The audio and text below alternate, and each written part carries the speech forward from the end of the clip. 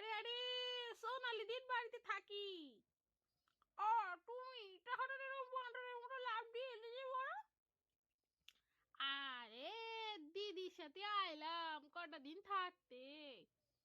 সে কথা পরে হবে খন, কিন্তু এই পানিয়ে আপনি এখানে বসে এত কি সব কাজ করছেন?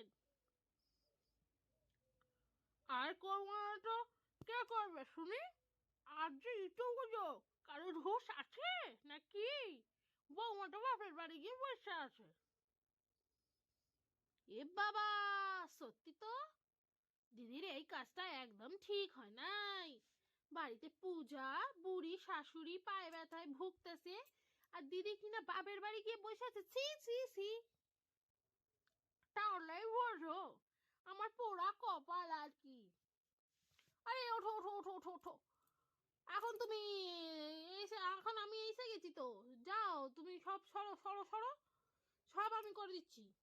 তোমায় কষ্ট করতে দেবই না আমি। যাও যাও যাও, পুজোর ঘরে যাও। আমি সব গুছিয়ে দিতেছি।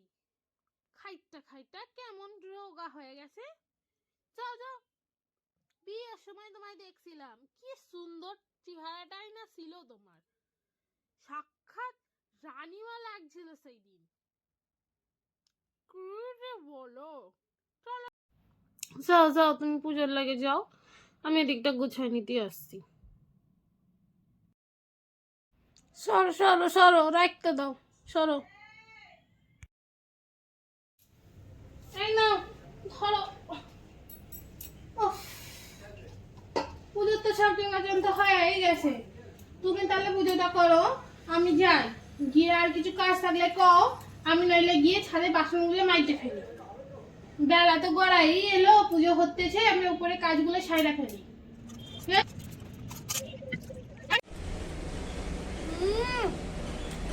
কি যে ভালো রাঁধছো মাসিমা, আর কি কমু। এত সুন্দর পায়েস খেলাম, আহা মনটা ভুলে গেল। আগে খাইছিলাম আমাদের দেশের বাড়িতে, আমার রাঁধতো। আরে থাকতো না না না, খাও খাও। আরে আরে, আহা হা হা হা। কি যে অসাধারণ খাইতাম দেশের বাড়িতে। পায়ের যে খাটে, অমৃত অমৃত।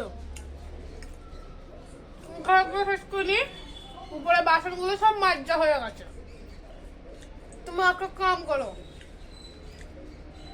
তোমার সবাইকে দেওয়া হয়ে গেছে, বা নিজে একটু আকালা বৈশা খাও, খাইয়া গিয়ে একটু রেস্ট নাও।